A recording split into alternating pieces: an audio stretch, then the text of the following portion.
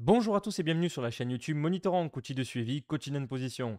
Sur cette vidéo, on va voir ensemble les ajouts et les modifications qui ont été apportées sur l'outil. Pour cela, on va se diriger sur le site monitorank.com et vous allez scroller tout en bas de la page afin de retrouver le lien vers le fameux changelog, donc l'endroit où sont listés tout ce qui a été apporté sur l'outil, que ce soit les modifs ou les ajouts, suite aux retours utilisateurs ou aux fonctionnalités que l'on voulait mettre en place. On va commencer tout de suite avec les ajouts. Et la première fonctionnalité, les projets favoris. Vous allez donc pouvoir mettre des projets en favoris afin de les lister tout en haut. Si vous en avez plusieurs, c'est un bon moyen de personnaliser sa synthèse. On va aller dans la configuration, vous vérifiez bien que vous êtes dans les projets et pour cela, vous allez cocher un des projets pour le mettre en favori tout simplement en le modifiant et en cliquant sur la petite case prévue à cet effet. Une fois que vous allez valider et avoir le message de confirmation, vous retournez sur votre synthèse et vous pouvez voir que le projet est bel et bien en favori.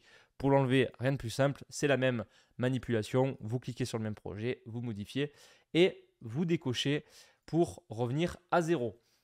Petite chose qui a été rajoutée également, ça va se passer juste ici. Vous allez cliquer sur les icônes des comptes et de votre mail utilisateur et vous allez pouvoir rechercher des comptes plus simplement. Donc si vous avez pareil plusieurs comptes de disponibles, les rechercher avec une barre standard de recherche, c'est plutôt pratique.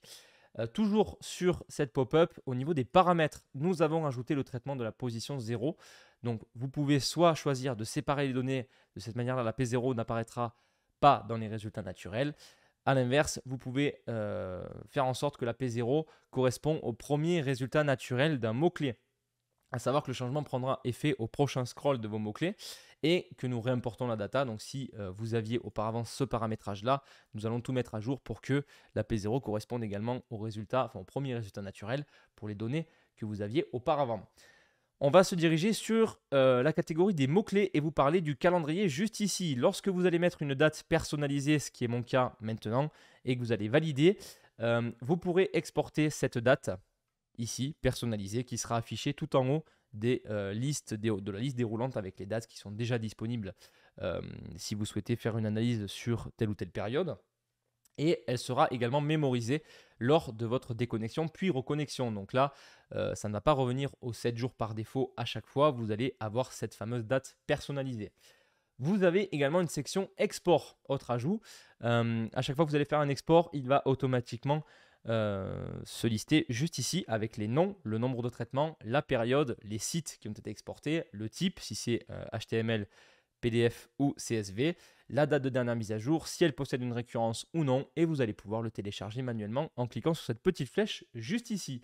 Dernière chose, la personnalisation d'affichage des URL, toujours dans la catégorie des mots-clés, vous allez pouvoir avoir un tableau plus clair. Là, dans cette colonne, avec les trois petits points, vous allez personnaliser et soit masquer l'affichage, donc le nom de domaine des URL, soit le mettre en complet. Si vous le mettez de manière complète, vous aurez, comme c'est le cas ici, l'entièreté de l'URL affichée. Si ce n'est pas le cas, vous pouvez faire donc les trois points personnalisés et le mettre en masqué pour pouvoir avoir uniquement les choses qui vous intéressent à première vue, on va dire ça comme ça.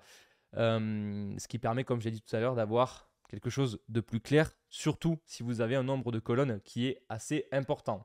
Pour les ajouts, c'est à peu près tout. On va passer maintenant aux modifications avec l'amélioration de la pop-up historique d'un mot-clé. On va cliquer sur la courbe d'évolution pour cela. Et comme vous pouvez le voir ici, vous allez pouvoir zoomer sur cette fameuse courbe avec deux informations, soit les URL fusionnés, soit le détail par URL. Vous avez quand même pas mal de choses. Vous pouvez switcher de période. Vous avez un code couleur propre à chaque position, à chaque URL. À vous de voir ensuite ce que vous voulez faire pour votre période d'analyse. Il y a quand même un zoom qui est assez conséquent, donc vous pouvez bien observer une courbe d'un mot-clé en cliquant sur celui-ci. La mémorisation des filtres est également présente. Lorsque vous allez cliquer sur un filtre, par exemple les données ordinateur et mobile séparées, et que vous allez appliquer, vous aurez donc cet affichage qui va se mettre en place, mais également lors de votre reconnexion sur votre compte, si vous n'avez pas enlevé le filtre, il va rester mémorisé. Donc bien faire attention à cela.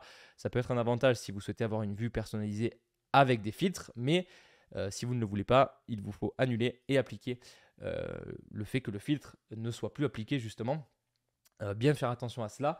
La sélection multiple des projets. Alors, comme vous avez peut-être pu le voir juste avant, je vais retourner sur la synthèse pour cela. Si vous avez plusieurs projets sur votre compte Monitorank, vous allez pouvoir ici les sélectionner avec des petites cases à côté de vos projets. Donc, si vous voulez en avoir un plutôt que toute la liste à chaque fois, vous pouvez cocher et vous voyez que le projet numéro 3, c'est directement affiché et je n'ai pas les autres visibles sur ma synthèse. Donc pareil, bon moyen d'avoir une synthèse personnalisée, surtout si vous travaillez sur un projet en particulier plus qu'un autre à un moment donné. Et dernière petite chose, l'affichage des lignes, vous pouvez donc afficher 200 résultats par page maintenant. Donc entre 5 et 200 résultats, que ce soit sur la partie synthèse que sur la partie des mots-clés. Vous pouvez donc afficher plus de résultats dorénavant. Voilà pour les modifications et les ajouts. J'espère en tout cas que cette petite vidéo vous aura été utile et qu'elle vous aura plu. Quant à moi, je vous dis à très bientôt pour de nouvelles vidéos sur la chaîne YouTube Monitor Rank. Salut tout le monde.